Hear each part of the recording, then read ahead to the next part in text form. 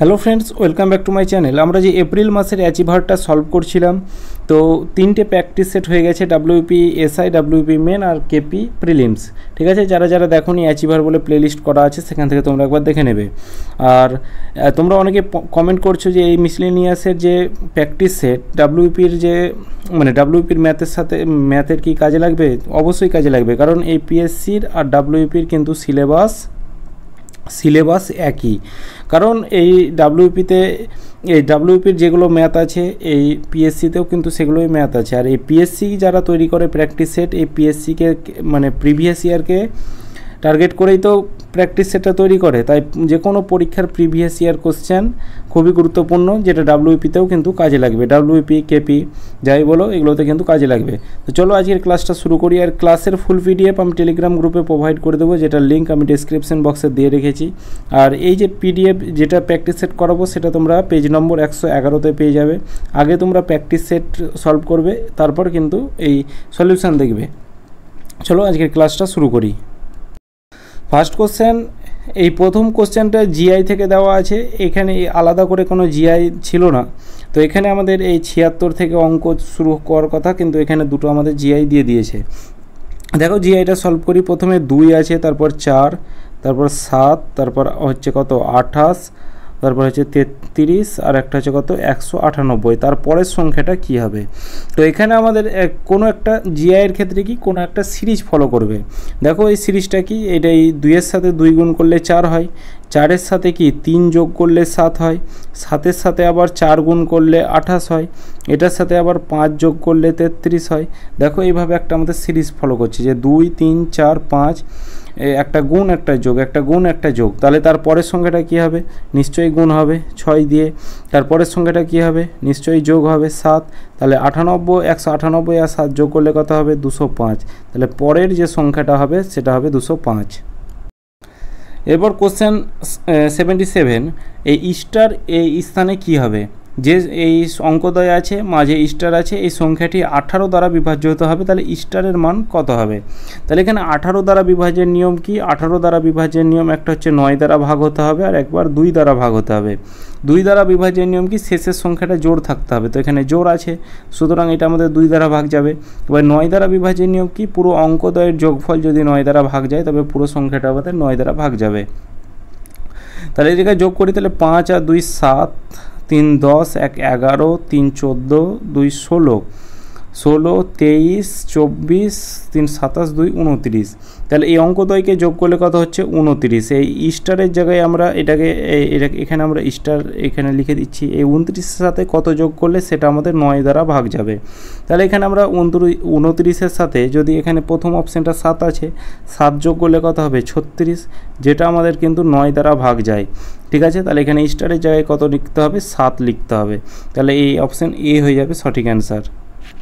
এর পরের সংখ্যাটাও জিআই দেওয়া আছে। প্রথমে কত আছে? 2, তারপর 3, তারপর হচ্ছে 6, 13, 26, 47, তারপরের সংখ্যাটা কত হবে?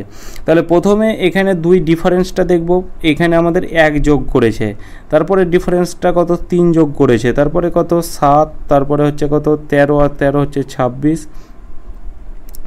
তারপর কত হচ্ছে 21, 20, 20, 40, 21। এবার এই পরের সংখ্যাটা কত হবে? তাহলে এবার এখানে আমাদের এটার ডিফারেন্স দেখব। তাহলে এটার ডিফারেন্স কত? 2, তারপর এটার ডিফারেন্স কত? 4, তারপর এটার ডিফারেন্স কত? 6, তারপর এটার ডিফারেন্স 8। তাহলে দেখো এখানে আমাদের সিরিজ ফলো করছে 2, 4, 6, 8। তাহলে তার পরের সিরিজটা কত হবে? নিশ্চয়ই 10 হবে।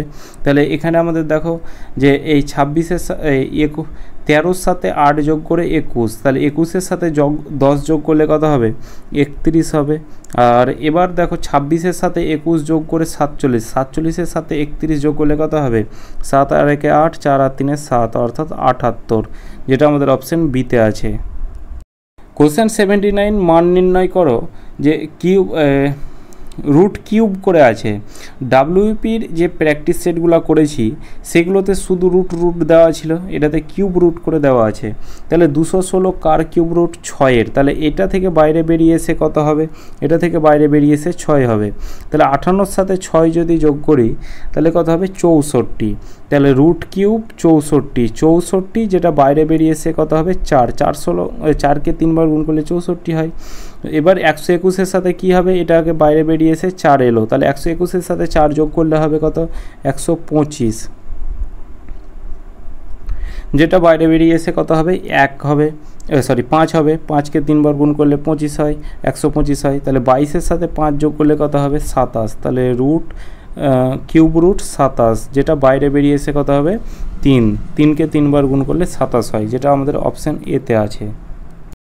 এক ব্যক্তি তার আয়ের 1/5 অংশ ব্যাংকে জমা রাখে, বাকি আয়ের 4/5 অংশ সংসার খরচ করেন এবং বাকি 400 টাকা ছেলের শিক্ষার জন্য খরচ হলে মোট আয় কত টাকা।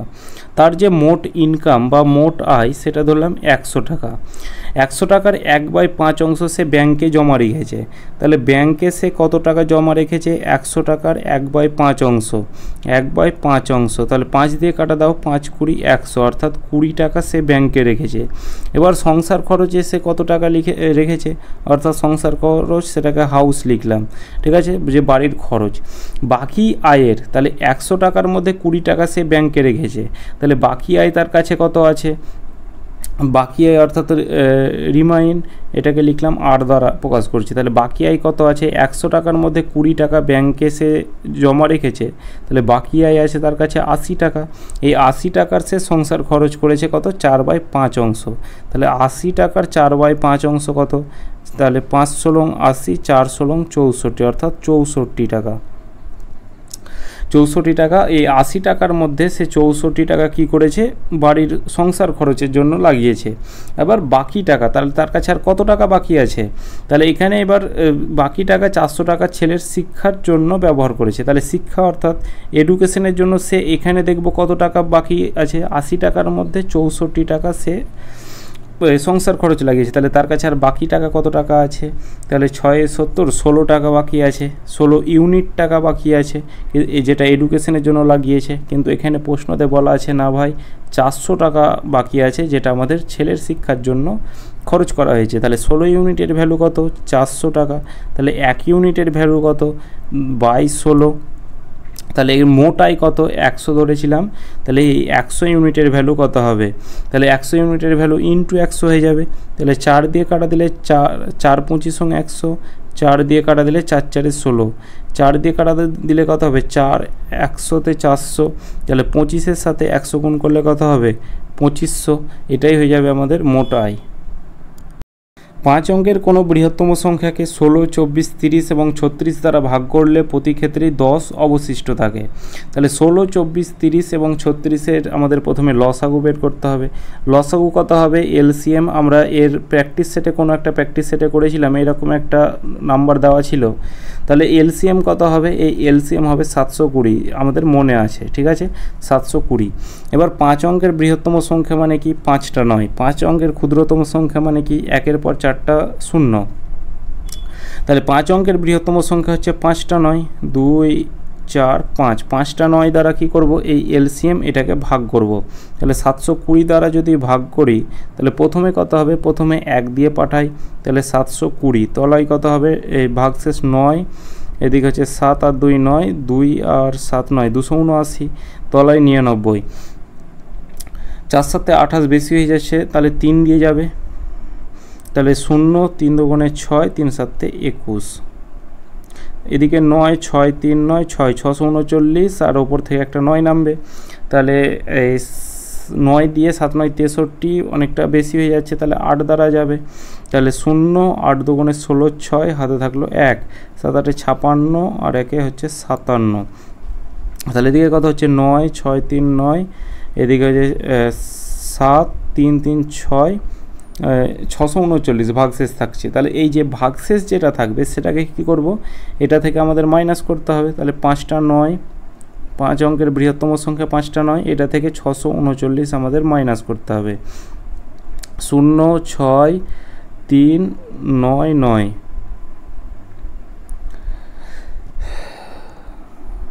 9 এবার এই যে মাইনাস করে যে সংখ্যাটা পেলাম যে 99,360, এই সংখ্যাটা কি 16 দ্বারাও ভাগ যাবে, 24 দ্বারাও ভাগ যাবে, 30 দ্বারাও ভাগ যাবে, কিন্তু আমাদের বলা আছে না এক্সট্রা আমাদের 10 যেন অবশিষ্ট থাকে।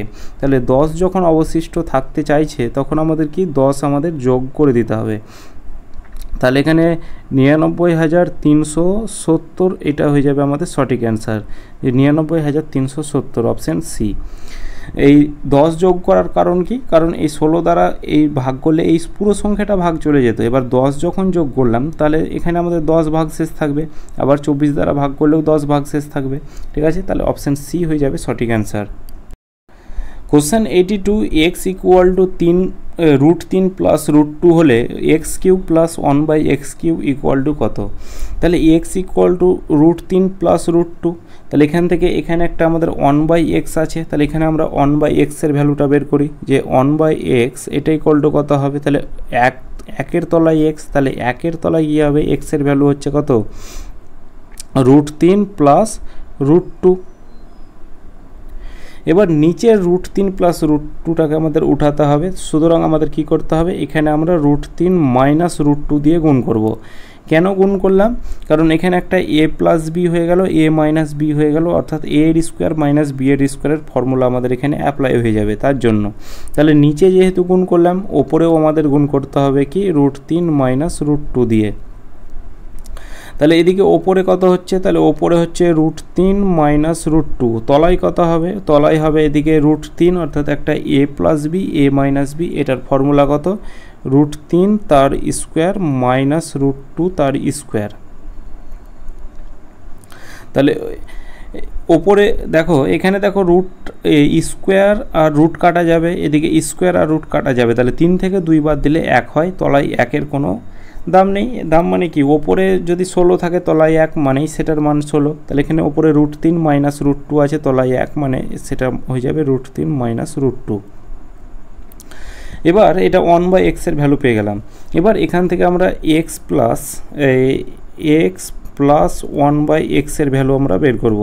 কি করে বের করব, x এর ভ্যালু তো বলাই আছে √3 প্লাস √2, আর এদিকে 1/x এর ভ্যালু পেয়েছি কত, √3 মাইনাস √2।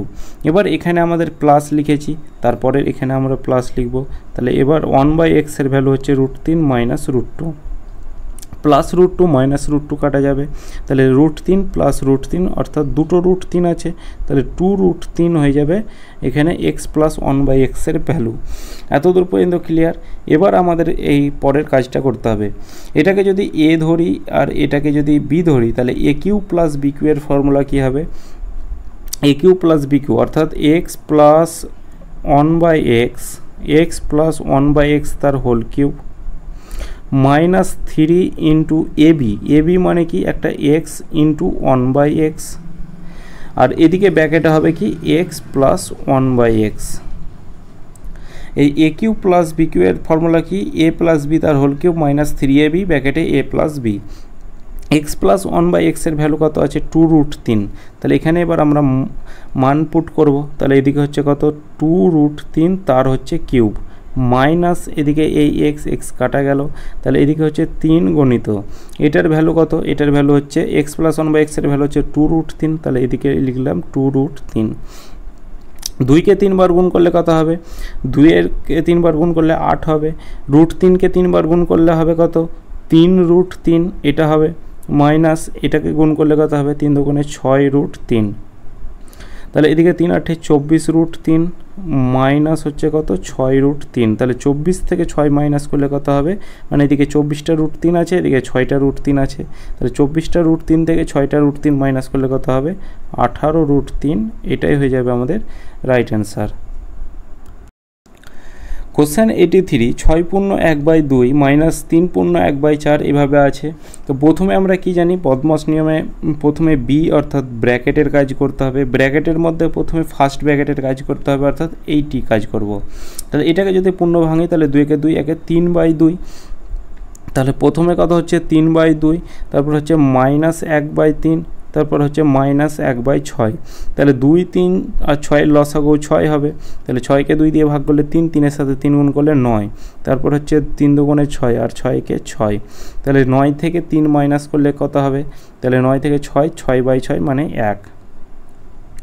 এবার 1-এর সাথে কি করব, এই 1/2টাকে গুণ করব, তাহলে 1/2 হবে, আর এটাকে গুণ করলে কত হবে, 4-একে 4-একে 5/4 মাইনাস 1/2, তাহলে এদিকে 4-একে 4 আর একে 5/4 মাইনাস হচ্ছে 1/2। এবার এটাকে যদি লসাগু করি তাহলে 4 হবে, ওপরে 5 মাইনাস 2 অর্থাৎ 3/4, 3/4। এবার এটাকে এবার সলভ করে 3 4 12, একে 13/4, তাহলে এদিকে হচ্ছে 13/4, ভাগ চিহ্ন কত 3/4, তাহলে 13/4 ভাগটাকে যদি গুণ করি তাহলে ওপরে 4 তলায় 3, তাহলে এখানে কত হচ্ছে 13/3। তার আগে এবার এটা আছে 6 দুগুণে 12, একে 13/2, তাহলে এদিকে কত হচ্ছে 13/2 মাইনাস 13/2 মাইনাস এদিকে কত হচ্ছে এই 13/3। 3 আর 2 এর লসাগু কত হবে, 3 আর 2 এর লসাগু হবে 6, তাহলে এখানে 6কে 2 দিয়ে ভাগ হলে 3, 3 13 39 মাইনাস এদিকে কত 3 দুগুণে 6, 13 দুগুণে 26, 9 থেকে 6 বাদ দিলে 3 আর 1 13, 13/6, তাহলে এদিকে এটাকে ভাগ করলে 6 দুগুণে 12, 2 পূর্ণ 1/6, এটা হয়ে যাবে সঠিক অ্যান্সার 2 পূর্ণ 1/6। এই অপশানগুলো মনে হয় ভুল আছে, ঠিক আছে, এই অপশানগুলো একটু তোমরা একটু ঠিক করে নেবে, অর্থাৎ এটাকে একটু 2 ভেবে নাও, অর্থাৎ 2 পূর্ণ 1/6, ঠিক আছে, তো অপশান বি হয়ে যাবে সঠিক অ্যান্সার। কোশ্চেন 84, এবার এই অঙ্কগুলো সিম্পলিফিকেশনে করেছি। প্রথমে 2-একে 2 আর 1 3, অর্থাৎ 3/2 হচ্ছে, কিছু নেই মানে গুণ চিহ্ন, তারপরে এদিকে আমাদের 3 লসাগু হয়ে যাবে, এবার 3-এর সাথে 1 গুণ করলে কত হবে, 3-একে 3 আর 1 যোগ করলে 4/3, তারপর কত 4, ওপরে 4-একে 4 5/4, এইভাবে আমাদের লাস্ট কত আছে, ওপরে 100, ওপরে 100কে 100 আর 1 যোগ করলে 101। তাহলে এখানে আমাদের একটা সিরিজ শুধু দেখতে হবে, কি দেখো এখানে ওপর আর নিচ কাটাকুটি যাচ্ছে, ওপর আর নিচ কাটাকুটি যাচ্ছে, তাহলে ওপর আর এখানে কিছু নেই মানে নিচ মানে ডট ডট আছে মানে তো কিছু ছিল, এর আগেও ডট ডট আছে মানে কিছু ছিল, তাহলে এর ওপরটা এই নিচটা কাটা যাবে, তাহলে আমাদের যেটা পড়ে আছে ওপরে 101 পড়ে আছে, তলায় 2 পড়ে আছে, সমান কত 50.5, এটা হয়ে যাবে আমাদের রাইট অ্যান্সার।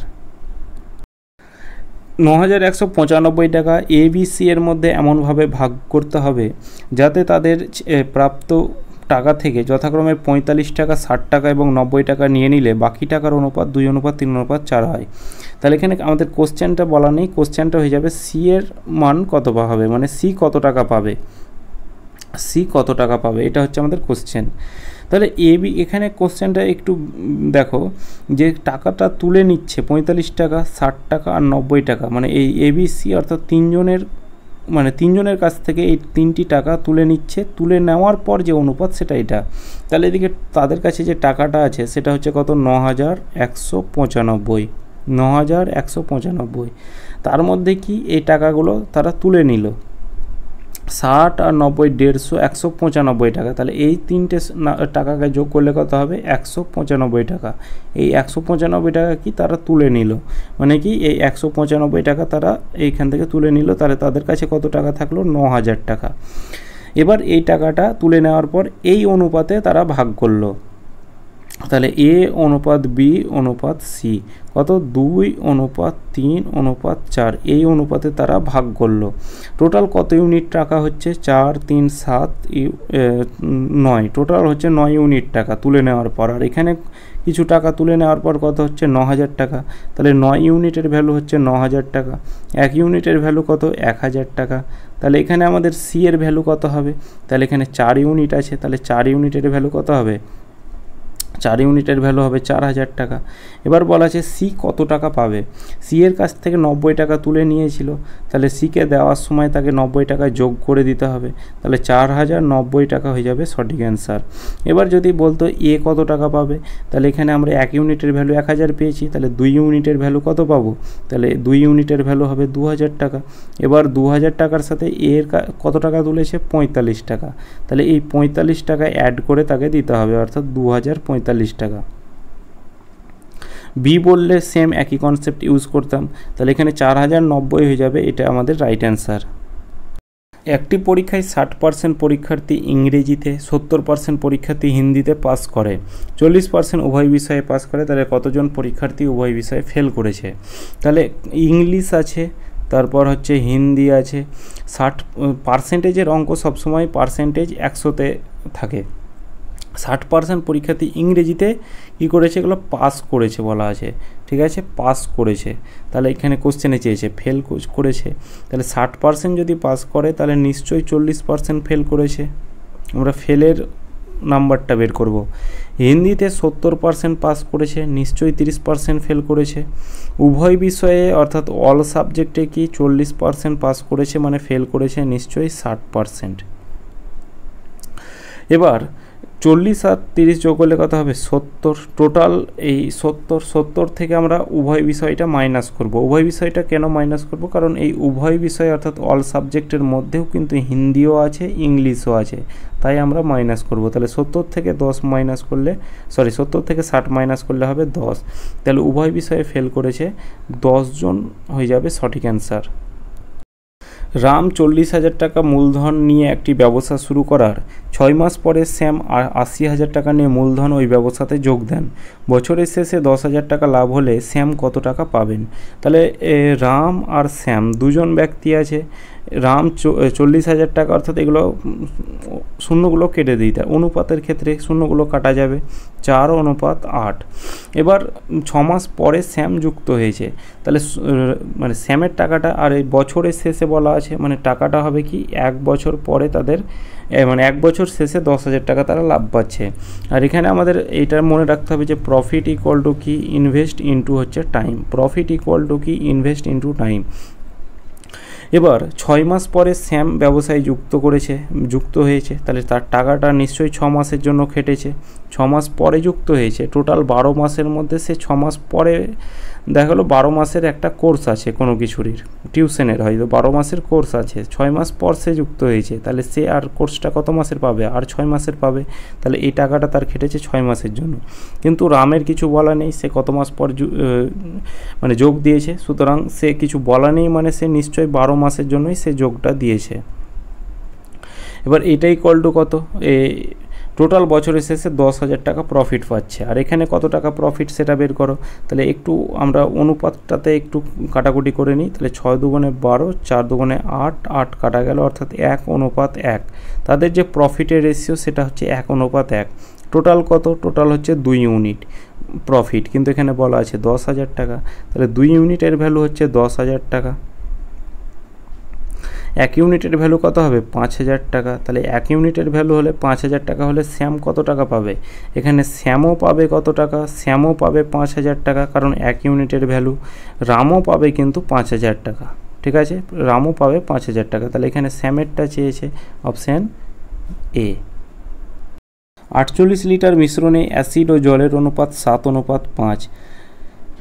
ওই মিশ্রণের কত লিটার অ্যাসিড মিশ্রিত করলে মিশ্রণে অ্যাসিড ও জলের অনুপাত 3:2 হবে?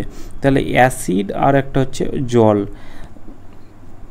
টোটাল কত আছে? 7:5, ঠিক আছে। টোটাল কত ইউনিট মিশ্রণ আছে অ্যাসিড আর জল মিলে? এখানে আমরা দেখছি 12 ইউনিট জল মিশ্রণ আছে, কিন্তু এখানে বলা আছে 48 লিটার। তাহলে 12 ইউনিটের ভ্যালু হচ্ছে 48 লিটার। 1 ইউনিটের ভ্যালু কত? 4 লিটার। তাহলে এখানে 7 ইউনিটের ভ্যালু কত হবে? তাহলে এটার 4 গুণ করো, তাহলে 4 7 28, এটার 4 গুণ করো, তাহলে 4 5 20। তাহলে অ্যাসিড আছে কত? 28 লিটার, ওয়াটার আছে 20 লিটার। কত লিটার অ্যাসিড মিশ্রিত করতে হবে? তাহলে আমরা ধরে নিলাম x লিটার অ্যাসিড মিশ্রিত করতে হবে। তাহলে এখানে অ্যাসিডের সাথে আমরা x যোগ করব, তাহলে ধরে নিলাম x লিটার, তাহলে অ্যাসিডের সাথে x যোগ করলাম। এবার এটা অ্যাসিড আর ওয়াটার কত হচ্ছে? 20 লিটার। তাহলে এবার অনুপাতটা কত হবে? 3:2। তাহলে প্রথমে অ্যাসিড, তারপরে ওয়াটার, প্রথমে অ্যাসিড, তারপরে আমরা লিখব কি? ওয়াটার। তাহলে অ্যাসিড কত আছে? 3:2। তাহলে 28 প্লাস x বাই 20, এটা ইকুয়াল টু কত? এটা ইকুয়াল টু 3/2। কাটাকুটি যাই সামনাসামনি, তাহলে এখানে 2 দিয়ে কাটা দাও, 10। তাহলে 28 প্লাস x এটা ইকুয়াল টু কত 30, তাহলে এক্স ইকুয়াল টু কত 30 থেকে প্লাস 28টার দিকে মাইনাস 28 হয়ে যাবে, অর্থাৎ 2, অর্থাৎ 2 লিটার হয়ে যাবে। এটার আমাদের রাইট অ্যান্সার। কোনো একটি কাজ এবিসি যথাক্রমে 15 দিন, 12 দিন ও 10 দিনে সম্পূর্ণ করে। তারা একত্রে কাজটি শুরু করে এবং কাজটি শেষ হওয়ার 5 দিন আগে এ চলে যায়। সম্পূর্ণ কাজটি কত দিনে শেষ হবে? তাহলে এ একটা কাজ 15 দিনে করতে পারে, বি একটা কাজ 12 দিনে, আর সি একটা কাজ 10 দিনে করতে পারে। টোটাল কাজের এফিসিয়েন্সি কত? 60 ইউনিট। 60 ইউনিট হলে এর এফিসিয়েন্সি কত? 60কে 15 দিয়ে ভাগ করো, 4 ইউনিট। বি এর এফিসিয়েন্সি কত? 5 ইউনিট। সি এর এফিসিয়েন্সি কত? 6 ইউনিট। এবার তারা একত্রে কাজটা শুরু করেছে, কিন্তু 5 দিন আগে এ চলে গেছে। আগে বলা থাকলে আমরা কি করি? আগে বলা থাকলে আমরা এইভাবে করি যে 5 দিন আগে যদি সে না যেত তাহলে কত ইউনিট বেশি কাজ হতো? তাহলে এ এর এফিসিয়েন্সি হচ্ছে 4 ইউনিট, তাহলে 4 ইউনিট করে 4 5-এ 20 ইউনিট কিন্তু বেশি হতো। আগে বলা থাকলে আমরা এইভাবে করি যে 20 ইউনিট কাজটা বেশি হতো, তাহলে এই 60 ইউনিটের জায়গায় টোটাল কাজটা হয়ে যেত আমাদের কত? 80 ইউনিট। এবার সম্পূর্ণ কাজটা কত দিনে শেষ করবে? তারা 3 জনে যদি শুরু করে, তাহলে এখানে 3 জনে যদি শুরু করে তাহলে তাদের এফিসিয়েন্সি কত হবে? তাহলে 4 5 9 আর 6 হচ্ছে 15, টোটাল এফিসিয়েন্সি হচ্ছে 15 ইউনিট। এই 15 ইউনিট করে 80 ইউনিটের কাজটা তাদের কত দিন সময় লাগবে? তাহলে 5 দিয়ে কাটা দাও, 5 3 15, 5 16 80, তাহলে 3 5 15, ভাগশেষ 1 থাকছে, ওপরে 1 তলায় 3, 5 পূর্ণ 1/3 দিনে কিন্তু কাজটি সম্পূর্ণ হবে। এক ব্যক্তি তার সমগ্র যাত্রাপথের 25% পথ 6.25 কিলোমিটার প্রতি ঘন্টা বেগে, 60% পথ 10 কিলোমিটার প্রতি ঘন্টা বেগে এবং বাকি পথ 3 কিলোমিটার প্রতি ঘন্টা বেগে অতিক্রম করে। সমগ্র যাত্রাপথের গড় গতিবেগ কত? গড় গতিবেগ, যখন গতিবেগ বের করতে বলে স্পিড ইকুয়াল টু কী হবে? Distance by time. তাহলে টোটাল ডিস্টেন্স পার্সেন্টেজ আছে, তাহলে এখানে আমাদের 100 ধরে কিন্তু সুবিধা হবে। টোটাল ডিস্টেন্সটা ধরে নিলাম 100 কিলোমিটার। তার মধ্যে 25% পথ এত কিলোমিটার গতিবেগে, তাহলে এখানে এই 6 প্রথমে স্পিড, এখানে আমরা পেলাম স্পিড ইকুয়াল টু কত? 6.25, আর তার কিলোমিটার অর্থাৎ দূরত্ব কত গেছে? 25% পথ, 100-র 25% মানে কত? 100 গণিত 25% উঠে কী হয়? তলায় 100 হয়, এদিকে কাটা গেল অর্থাৎ 25, তাহলে সে পথটা গেছে কত? 25 কিলোমিটার। দ্বিতীয় ক্ষেত্রে কত? 60% পথ গেছে, তাহলে এখানে আর তার স্পিড কত? স্পিড হচ্ছে 10 কিলোমিটার প্রতি ঘন্টা, আর সে দূরত্বটা গেছে কত? 60 কিলোমিটার। 60% মানে 60 কিলোমিটার। তৃতীয় ক্ষেত্রে কত? তার স্পিডটা হচ্ছে 3 কিলোমিটার প্রতি ঘন্টা, আর তার কিলোমিটার ডিস্টেন্সটা কত? বাকিটা, তাহলে টোটাল পথটা 100 কিলোমিটারের, তার মধ্যে 25 আর 60 অর্থাৎ 85 কিলোমিটার তো চলে গেছে, বাকি আছে আর 15 কিলোমিটার পথ। তাহলে এখানে এই ডিস্টেন্স কত? টোটাল ডিস্টেন্স আমরা ধরেছি 100 কিলোমিটার। টাইম ইকুয়াল টু কত? দূরত্ব বাই গতিবেগ। তাহলে এখানে এই দূরত্ব বাই গতিবেগ টাইমটা আমরা বের করি, তাহলে প্রথমটা টাইম, দূরত্ব কত আছে? 25 বাই গতিবেগ কত আছে? 625। দশমিকের পর দুটো শূন্য আছে, তাহলে দশমিকের পর দুটো সংখ্যা, তাহলে ওপরে 1-এর পর দুটো শূন্য দিয়ে ভাগ করব। 25 দিয়ে যদি এটা কাটা দিই, 25 আর 25 হয় 625, 25 দিয়ে এটা কাটা দিলে হবে 4, তাহলে এখানে হচ্ছে আমাদের 4 ঘন্টা টাইম। এটার ক্ষেত্রে কত? তাহলে এখানে 60/10 সমান হচ্ছে 6 ঘন্টা। এর টাইমটা কত লাগবে? তাহলে এখানে 15/3 সমান হচ্ছে 5 ঘন্টা। তাহলে প্রথমে হচ্ছে 4 ঘন্টা, তারপরে হচ্ছে 6 ঘন্টা, তারপরে হচ্ছে 5 ঘন্টা। তাহলে উপরে 100, তলায় কত? এই 6 আর 6 10 15, 5 দিয়ে কাটা দিলে 5 20, 100, 5 দিয়ে কাটা দিলে 3, তাহলে 3 6 18, 2 3, 6 পূর্ণ 2/3 কিলোমিটার প্রতি ঘন্টা। সি সঠিক অ্যান্সার। একটি খালি চৌবাচ্চায় একটি নল 15 মিনিটে পূর্ণ হয়, কিন্তু চৌবাচ্চাটির তলদেশ ছিদ্র থাকার জন্য খালি চৌবাচ্চাটি পূর্ণ হয় 20 মিনিটে।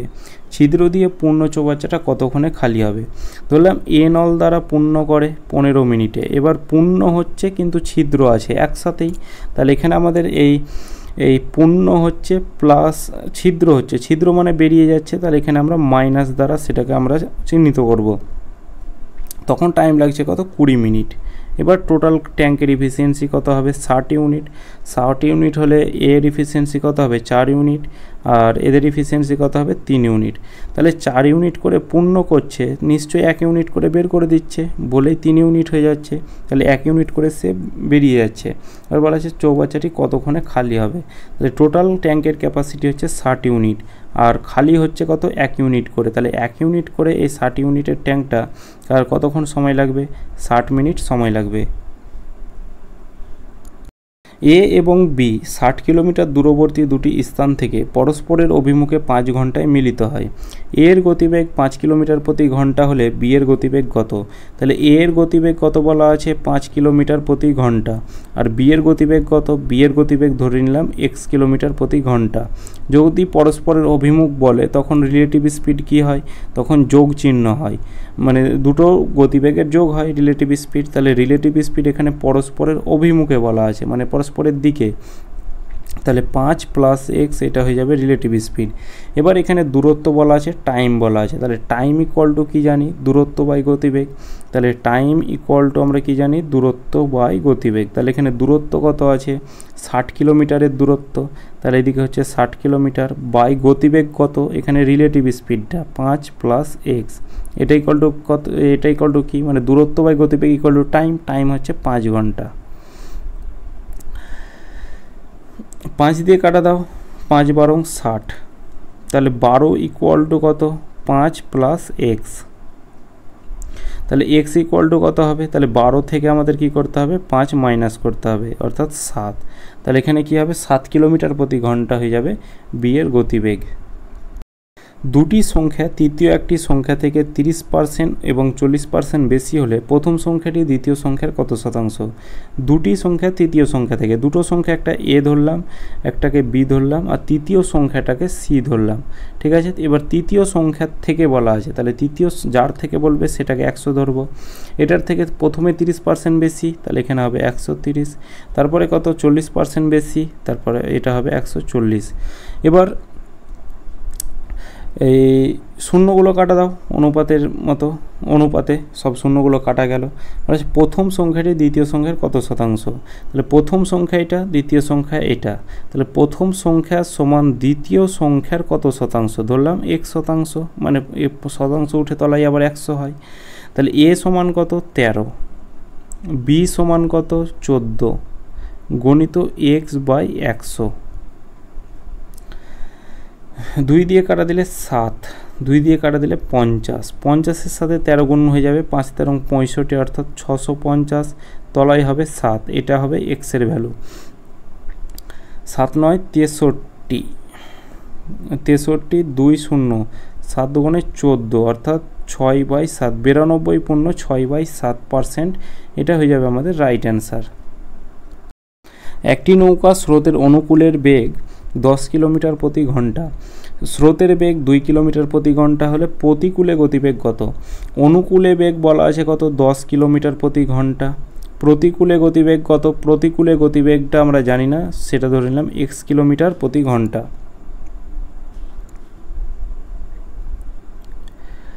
এবার স্রোতের বেগ বলা আছে, তাহলে স্ট্রিম স্পিড ইকুয়াল টু আমরা কি জানি, যে অনুকূলে গতিবেগ মাইনাস প্রতিকূলে গতিবেগ বাই 2, এটা জানি। এবার স্রোতের বেগ বলা আছে 2 কিলোমিটার প্রতি ঘন্টা, তাহলে স্রোতের বেগের সামনে স্রোতের বেগটা লিখলাম। অনুকূল বলা আছে 10 কিলোমিটার প্রতি ঘন্টা, প্রতিকূলটাকে আমরা x ধরেছি বাই 2, তাহলে কোনাকুনি গুণ করলে কত হবে 4 ইকুয়াল টু 10 মাইনাস এক্স। এই মাইনাস এক্সটাকে সমানের এদিকে নিয়ে চলে আসি, তাহলে এদিকে হয়ে যাবে প্লাস এক্স। এটা ইকুয়াল টু কত 10 প্লাস 4টা সমানের এদিকে গেলে মাইনাস 4 হয়ে যাবে, তাহলে এদিকে কত হবে 6 কিলোমিটার প্রতি ঘন্টা। এটা হয়ে যাবে কি প্রতিকূলে গতিবেগ, ঠিক আছে। যেটা এক্স ধরেছিলাম সেটা হয়ে যাবে 6 কিলোমিটার প্রতি ঘন্টা। এর মান বি এর থেকে 25% বেশি, বি এর মান এ অপেক্ষা শতকরা কত কম। এর মান বি এর থেকে বলা আছে, যার থেকে বলবে সেটাকে 100 ধরবো, তাহলে বিটাকে 100 ধরলাম, এর থেকে 25% বেশি মানে হচ্ছে 125। এবার বলা আছে কি বি এর যে মানটা, এই যে এই বি এর মানটা এর থেকে কত কম, তাহলে এর থেকে অপেক্ষা মানে হচ্ছে থেকে, তাহলে এর থেকে এই যে বি এর মানটা এর থেকে কত কম, এখানে আমরা দেখছি 25 কম, যার থেকে বলবে তাকে তলায় লিখব, অর্থাৎ 125-এর থেকে। এবার পার্সেন্টেজ শতকরা চেয়েছে, শতকরা কত কম, তাহলে পার্সেন্ট অর্থাৎ 100 দিয়ে গুণ করে দাও। 25 5 25 সঙ্গে 125, 5 দিয়ে কাটা দাও, 5 20 100, অর্থাৎ 20%। এটাই হয়ে যাবে আমাদের সঠিক অ্যান্সার। একটি ব্যবসায়ী শাড়ির ক্রয় মূল্যের ওপর 30% দাম বাড়িয়ে বিক্রির সময় 10% ছাড় দেয়, এতে তার শতকরা কত লাভ হলো? ক্রয় মূল্যের ওপর 30% দাম বাড়িয়ে লিখেছে, তাহলে ক্রয় মূল্য সিপিটাকে আমরা 100 টাকা ধরলাম। এবার সে দাম বাড়িয়ে লিখেছে, তাহলে সে নিশ্চয়ই লিখে রেখেছে কত? 130 টাকা, 30% দাম বাড়িয়ে লিখেছে। এবার এটার ওপর সে 10% ছাড় দিয়েছে, তাহলে এই 130 টাকা 10% ছাড় মানে সে 90/100 টাকায় বিক্রি করেছে। সব 0 0 কাটা যাবে, তাহলে 3 9 27 7, 9 কে 9 2 11, তাহলে 117। প্রথমে ছিল ক্রয় মূল্য 100 টাকা, সে দাম বাড়িয়েছে, বাড়িয়ে 10% ছাড় দিয়েছে, তখন হয়েছে 117 টাকা। তাহলে কত বেড়েছে? 17 টাকা কিন্তু লাভ হয়েছে। 100 টাকায় কিনে 117 টাকায় বিক্রি করেছে, মানে তার 17 টাকা লাভ হয়েছে। পার্সেন্টেজ থেকে অর্থাৎ 100 থেকে বৃদ্ধি পাওয়া মানে সেটা আমাদের পার্সেন্টেজে বৃদ্ধি পাওয়া। অপশান ডি হয়ে যাবে সঠিক অ্যান্সার। 6 বছর পরে সুদ আসলের 30% হলে কত বছর পরে আসলের সমান হবে? এই অঙ্কটাও আমরা প্র্যাকটিস সেটে ডাব্লিউপির প্র্যাকটিস সেটে কিন্তু আমরা করেছি। এই জন্য পিএসসি ডাব্লিউপির কিন্তু সিলেবাস একই, সুতরাং পিএসসি করলাম মানে যে ডাব্লিউপির প্রিপারেশন হবে না সেটা কিন্তু নয়। দেখো বলে সুদ আসলের 30%, সুদ অর্থাৎ ইন্টারেস্ট, আসলের 30%, যার বলবে অর্থাৎ আসলের বলা আছে 100 ধরলাম, 100-র 30% মানে ইন্টারেস্ট হচ্ছে 30। এবার কি এই 30 টাকা সুদ সেটা কত বছরে হচ্ছে? 30 টাকা সুদ সেটা হচ্ছে 6 বছরে হচ্ছে, কারণ এখানে আমাদের টাইম চেয়েছে। তাহলে 30 টাকা সুদ সেটা হচ্ছে 6 বছরে। 1 টাকা সুদ কত টাকা? 1 টাকা সুদ কত বছরে হবে? 6/30 বছরে। তাহলে এখানে আমাদের আসলের সমান হতে হবে, আসল কত আছে? 100, তাহলে 100 টাকা সুদ কত মানে 100 টাকা কত বছরে হবে? তাহলে 6/30 × 100। 6 দিয়ে কাটা দাও, 5 6 30, 5 দিয়ে কাটা দাও 20, অর্থাৎ 20 বছরে সেটা আসলের সমান হবে। কোশ্চেন 98, 6 মাস অন্তর সুদ দেওয়া হলে কত টাকার 10% হারে 1 বছরের সুদ আসল 11,025 টাকা হবে? এই অঙ্কটাও আমরা ডাব্লিউপির প্র্যাকটিস সেটে করেছি। ঠিক আছে, যখন সুদ যখন এই 6 মাস অন্তর বলা আছে মানে সেটা আমাদের চক্রবৃদ্ধি সুদ বলা আছে, সেটা বলা হোক আর না বলা হোক, অন্তর বলা থাকবে তখন আমাদের চক্রবৃদ্ধি সুদ। তাহলে এখানে কত টাকার বলা আছে? এবার 6 মাস অন্তর মানে সেটা আমাদের হাফ ইয়ারলি, হাফ ইয়ারলি থাকলে কি হয়? রেটের সাথে 2 দিয়ে ভাগ করতে হয়, তাহলে 10%কে যদি 2 দিয়ে ভাগ করি সেটা হয়ে যাবে আমাদের 5%। টাইমকে 2 দিয়ে গুণ করতে হয়, তাহলে 1 বছর ছিল 2 গুণ করলে হবে সেটা হবে 2 বছর। 5% মানে হচ্ছে 1/20, তাহলে 20-র এখানে 2 বছর মানে কত হবে? 400। 20কে 2 বার গুণ করলাম, তাহলে এখানে 400 1/20 মানে 400, এই 5% মানে কত হবে? মানে 1/20, এভাবে কাটা দিলে কত হবে? 20। প্রথম বছর 20 টাকা সুদ, তারপরের বছর 20 টাকা সুদ। 20 টাকার সুদের আবার সুদ মানে সেটা আমাদের চক্রবৃদ্ধি সুদ। 20 টাকার আবার 1/20 মানে হচ্ছে 1 টাকা। টোটাল আমাদের সুদ আসল কত? 400 20 20 40 41, 441 টাকা আমাদের হচ্ছে সুদ আর আসল। কিন্তু এখানে বলা আছে 11,025 টাকা, তাহলে এটার ভ্যালুই হচ্ছে কত? 11,025 টাকা। তাহলে 1 ইউনিটের ভ্যালু কত? আমরা ডাব্লিউপির কিছুদিন আগেই প্র্যাকটিস সেট করলাম, তাহলে এটার ভ্যালু হচ্ছে কত? 25 ইউনিট বা 25 টাকা। 1 ইউনিটের ভ্যালু 25 টাকা। তাহলে এখানে আমাদের কি বলা আছে? আসল কত টাকার, মানে আসলটা আমাদের চেয়েছে। আসলটা আমরা এখানে 400 ইউনিট ধরেছি, তাহলে এখানে 400 ইউনিটের ভ্যালু কত হবে? তাহলে এখানে 25 ইন্টু হচ্ছে কত? 400, 4 25 100, আর এদিকে দুটো শূন্য অর্থাৎ 10,000। কোশ্চেন 99, 8 টাকা কেজি এবং 12 টাকা প্রতি কেজি নুন মিশিয়ে 100 কেজি মিশ্রিত নুন তৈরি করলে প্রতি কেজির ক্রয় মূল্য 10 টাকা হলো। 2 প্রকার নুন কত কেজি করে মেশানো হয়েছে? একটা 8 টাকা প্রতি কেজি, একটা হচ্ছে 12 টাকা প্রতি কেজি, আর 2 প্রকার একসাথে কত? 10 টাকা প্রতি কেজি। তাহলে এটাকে আমরা মিডিলে রাখবো, এটাকে আমরা অ্যালিগেশন মেথড ইউজ করব। তাহলে 12 থেকে 10 মাইনাস করলে 2, আর এদিকে হচ্ছে 2, টোটাল হচ্ছে 1:1। টোটাল এই যে 8 টাকা প্রতি কেজি দরের এইটাও হচ্ছে 1 ইউনিট, 12 টাকা প্রতি কেজি এটাও হচ্ছে 1 ইউনিট। টোটাল কত হচ্ছে? টোটাল হচ্ছে 1 আর 1 হচ্ছে 2 ইউনিট, কিন্তু এখানে বলা আছে 100 কেজি, তাহলে 2 ইউনিটের ভ্যালু হচ্ছে 100, তাহলে 1 ইউনিটের ভ্যালু কত? 1 ইউনিটের ভ্যালু 50 কেজি। তাহলে এখানে বলা আছে নুন কত কেজি করে মেশানো হয়েছে, তাহলে এখানে এই 1 ইউনিট, এটা তো 1 ইউনিট, এটাতেও 1 ইউনিট, তাহলে এটাতেও হচ্ছে 50 কেজি, এটাতেও 50 কেজি। তাহলে এখানে আমাদের অপশান সি হয়ে যাবে সঠিক অ্যান্সার, যে 50 কেজি করে কিন্তু মেশানো হয়েছে। যে 8 টাকা প্রতি কেজি দরে নুন এটাও 50 কেজি মেশানো হয়েছে, 12 টাকা প্রতি কেজি দরের নুন এটাও হচ্ছে 50 কেজি মেশানো হয়েছে। তাহলে অপশান সি হয়ে যাবে এটার আমাদের সঠিক অ্যান্সার। তো এটাই আমাদের শেষ কোশ্চেন ছিল আজকের ক্লাস। এতদূর পর্যন্ত যদি ভালো লাগে অবশ্যই লাইক, কমেন্ট, শেয়ার আর চ্যানেলটিকে সাবস্ক্রাইব করে রাখবে। চলো দেখা হচ্ছে নেক্সট ক্লাসে।